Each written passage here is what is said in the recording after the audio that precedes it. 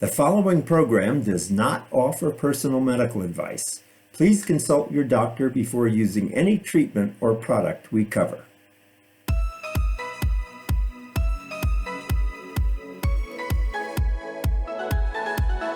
Welcome to Go to Health Media with your host, Jonathan Marks. We provide a welcoming environment where experts educate you on important health topics, answer your questions, and provide information from which you can benefit in consultation with your doctor. You can visit and subscribe to the show at gotohealthmedia.com. And now, here is Jonathan Marks. Hello, everyone. Welcome again to Go to Health. We've got another great show for you today. The holidays are coming up. And did you know that 40% of children with food allergies have experienced a severe reaction at least once? Prevalence of food allergies in the U.S. has been on the rise for the past 20 years, and approximately 200,000 patients require emergency medical care for food-based allergic reactions each year. With Halloween and holiday gatherings just around the corner, and many of us surrounded by treats that may contain common food allergens, such as peanuts, tree nuts, milk, and egg, it's more important than ever for parents, caregivers, and people living with food allergies to learn about the signs of an allergic reaction and ways to mitigate risk and how to manage their food allergies. Here to discuss this with us today is Chief of the Allergy, Immunology and Rheumatology Division of Rochester Regional Health, Dr. Shahzad Mustafa, along with Margaret, whose 16-year-old son Matthew lives with food allergies. Thanks for being on the show, everybody. Welcome. Thank you. Thanks for having us. Well, Dr. Mustafa, can you explain what a food allergy is and why it's important to talk about it at this time of year as we approach the holidays? Yeah, so food allergies have unfortunately increased in frequency over the last couple of decades. A food allergy is different than a food sensitivity or a food intolerance. It's an immune-mediated reaction to a food allergen. Many of the common ones you mentioned, peanuts, tree nuts, milk, eggs, wheat, soy, seafood, seeds. With exposure to this food allergen, the individual has an allergic reaction, usually within minutes, and it can range from mild, itching or rash to severe or life-threatening, a condition called anaphylaxis. So it's important to raise awareness of it, and today I'm here on behalf of Genentech and Novartis to raise awareness of food allergy and to also talk about some exciting new treatment options. Great. And what are steps people can take to prepare for a safer trick-or-treating this Halloween? What advice do you have for parents or caregivers of children who have food allergies? What's the safe way to get through the holidays? Yeah, so the management of food allergy always starts with strict avoidance of your food allergen, carefully reading ingredient labels, knowing exactly what you're consuming. That's the cornerstone of therapy, and then carrying epinephrine to treat accidental exposures leading to allergic reactions. With that being said, there are now strategies for risk mitigation against reactions in the setting of accidental exposure. Some individuals are familiar with oral immunotherapy, OIT. As of February 2024, the FDA approved Xolair or omalizumab as the only medication approved for the management of multiple food allergies in children and adults over the age of 1. Xolair blocks your allergic antibody, IgE, thus making it slightly harder to have an allergic reaction. It takes more allergen to have an allergic reaction. So in the setting of an accidental exposure, that'll hopefully prevent reactions or decrease severity.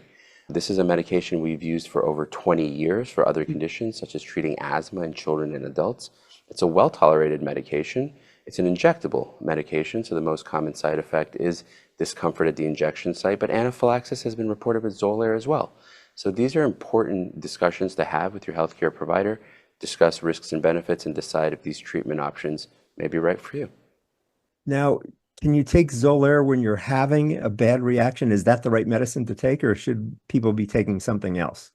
That's a great question. Xolair is for prevention, for proactive risk mitigation from accidental exposures. It is not to be used in the setting of an acute allergic reaction. It does not work like that. In the setting of an acute allergic reaction, I think it's important to note the treatment of choice is almost always epinephrine. And these are discussions that individuals with food allergies, or if you have children with food allergies, should really have with the healthcare provider, pediatrician, board-certified allergist. But to answer your question, very straightforward, Xolair is not indicated for the treatment of acute reactions. This is long-term preventative treatment. I had an asthmatic child, and I know we always had the EpiPen at the ready. So, Margaret, can you tell us about your son Matthew's diagnosis and your family's experience with food allergies? Sure. He was diagnosed with a peanut and tree nut allergy when he was 2 years old. And it was shortly after his official diagnosis that he ingested peanut butter and had a very severe anaphylactic reaction. And that was a real turning point for me as a new mom, but also for our family, because I really hadn't had a lot of experience or education around food allergies, and I had no idea how severe and life-threatening they could be. So once we got over that crisis situation, we really started by emptying out our pantry of any items that posed a threat to him, and had serious conversations with friends and family about what foods were safe for him and to be brought into our home, or conversely, if we were a guest at someone else's house or a birthday party or something like that, to really have an open dialogue about that. And fast forward to today, he's 16 years old, and he, knows that the first line of treatment for him is avoiding his allergen, but he always does carry epinephrine, and Xolair has become an important part of his toolbox. That's great. So when he was younger and didn't quite have the intellectual capacity he has today at 16, how did you keep him safe when he'd go elsewhere, like to school or to other birthday parties? How did you keep him safe from eating the wrong things?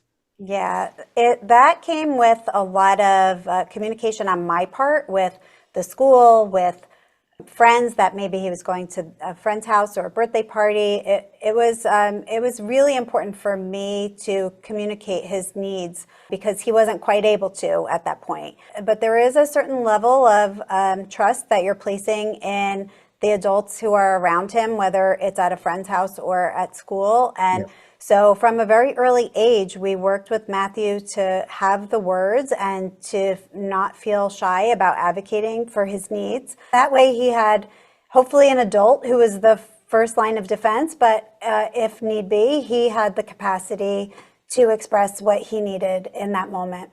Great. That's good. That's very good training, and it's very helpful, I think, to parents of kids with allergies who are young. Now that he's 16 years old, have his allergies changed or reduced? Has anything changed with age? No, not yet. He does get tested regularly, but he still does present with allergies. So he does continue to avoid peanuts and tree nuts. Got it. And how do you work with your allergist these days, you and Matthew? Has that changed? What's the ongoing treatment or checkups? How do we manage that? The ongoing treatment is just regular appointments and check-ins. We have a very open dialogue with his allergist. We use a patient portal, which I'm sure many people do nowadays, where we can communicate if we have questions or concerns. And Xolair has been a part of Matthew's treatment plan. Great, good. So, Dr. Mustafa, back to you. How can people manage food allergies, and can you discuss various different treatment options? I can. So again, cornerstone of management, strict avoidance, reading food labels, avoiding your food allergen, carrying epinephrine for accidental ingestions. Some individuals may be appropriate for oral immunotherapy, which is exposure to small amounts of a food allergen over time. The only FDA-approved option for management of food allergies in children and adults over the age of 1 for multiple food allergies is Xolair. Xolair is an injectable medication. It's given every 2 to 4 weeks, depending on the dose. It's used proactively as risk mitigation from allergic reactions for food allergy. It's important to note that it's FDA approved for multiple other conditions, such as asthma. It's been around for over 20 years. It's a well-tolerated medication that has side effects you need to discuss, such as injection site reactions and even the possibility of anaphylaxis. The beauty is we have multiple new treatment options.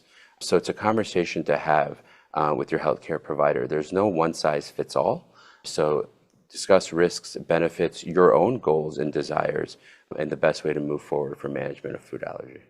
And when we have food allergies, let me ask, how prepared is the pediatrician or the family doctor to treat these allergies versus going to an allergist? How do you know who to go to? What's the best professional to go to for this? Yeah, I think the conversation should start with a pediatrician or your primary care provider. And I think depending on who you're seeing, there may be varying levels of expertise.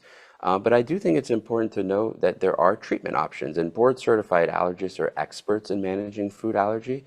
So if that opportunity exists, and if your pediatrician or primary care doctor can provide a referral or work in conjunction with a board-certified allergist, that's likely the best option because these treatment options, they're not for everyone, and there's considerations, there's risks and benefits that are important to discuss. And really, I think board-certified allergists are best equipped to do that, and there's new treatments on the horizon as well. So it's an important conversation.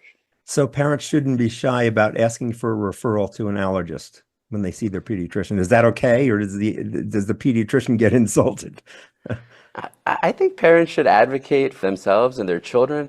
And again, there's new treatments, and if a pediatrician or a primary care provider has good expertise in these, I think that's a great conversation. But I think most would appreciate the expert opinion of a board-certified allergist, but certainly be aware that these exist and to start the conversation. Good. And Dr. Mustafa, when you take Xolair, and you said every 2 to 4 weeks, is this given at home? Can people give it at home, or do you have to see the doctor? It's a great question. It's an injectable medication that starts with administration in a healthcare office with a doctor provider, but there is an opportunity after a certain number of injections to have administration done at home. And again, this is a discussion between the healthcare team and each family and individual. But yeah, eventually it can be administered, self-administered even, in the home setting. Great. Thank you both so much for being with us today. We've been talking with Dr. Shahzad Mustafa and Margaret. Dr. Mustafa is the Chief of Allergy, Immunology and Rheumatology Division of Rochester Regional Health.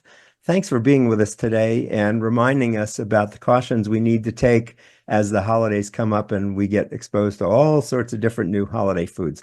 Thanks again for being with us. Thank you so much. Thank you. Take care. And as we say, everybody, go to health. Take care. We'll see you again next time.